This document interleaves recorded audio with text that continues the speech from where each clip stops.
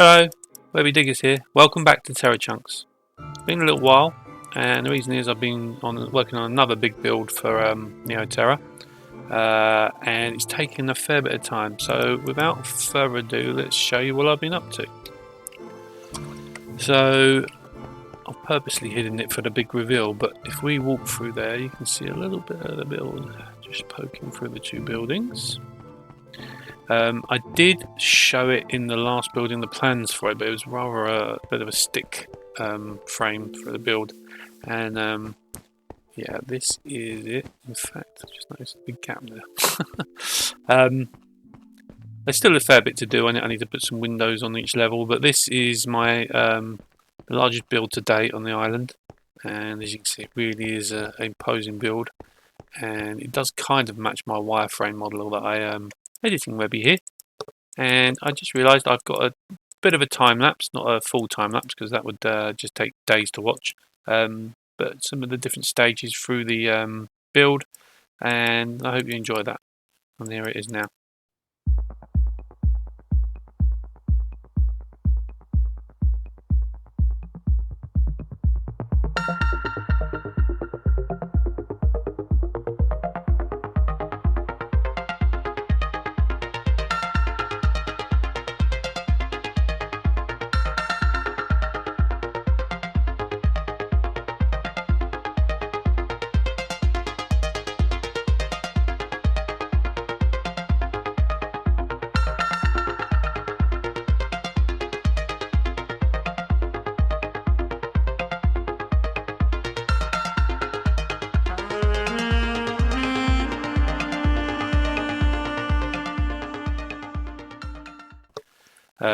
I did end up joining it at the top. It was originally just supposed to sort of curve around and have a gap at the top, but had a few suggestions that I should join that up, so I have.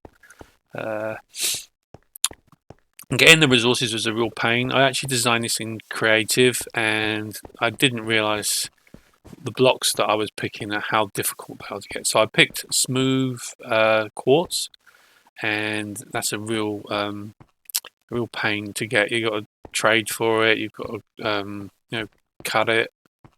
You have to cook it as well, I think, so to get the smooth. So all of this stuff's been through the smelter. Been using Sammy's his smelter array as well for some of this stuff just to help speed it up. Also needed a lot of deep slate, and I didn't really have a deep slate mine on the island, so I had to rectify that as well.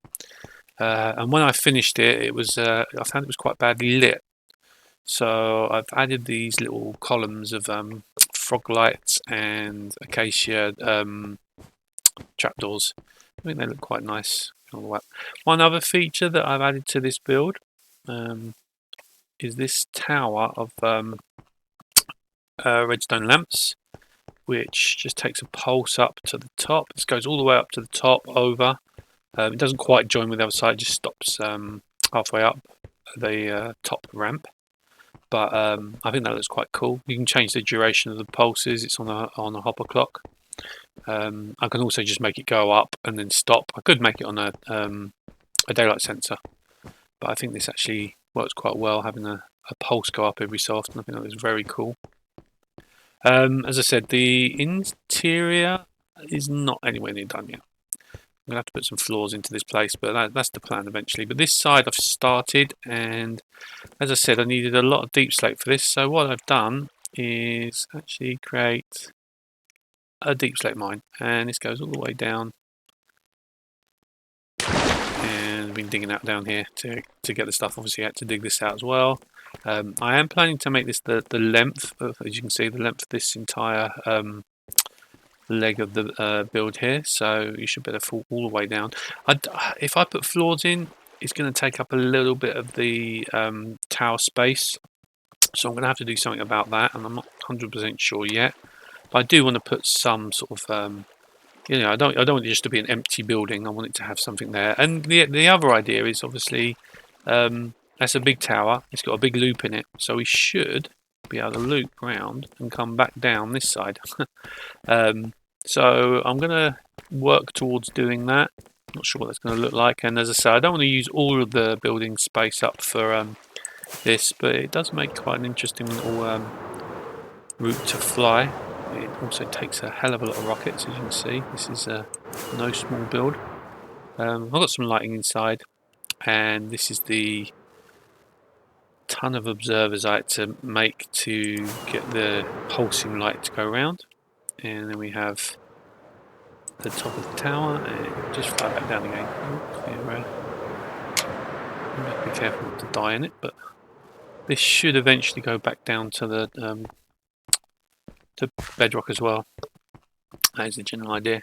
This is the old chorus fruit farm that I was manual one I was using.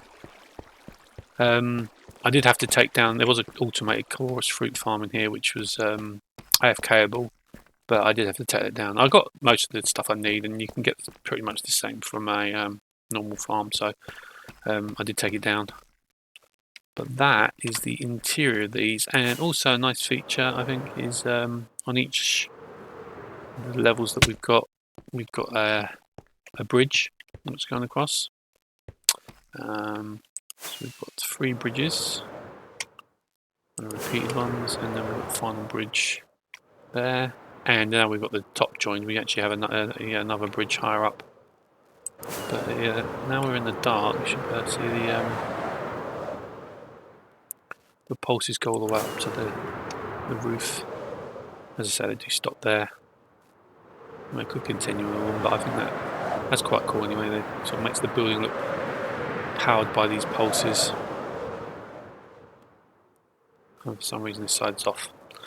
I will have to fix that. I think the redstone that's doing it just isn't reaching quite far enough. I run out of repeaters. I need to put a repeater in there to get that pulse further along.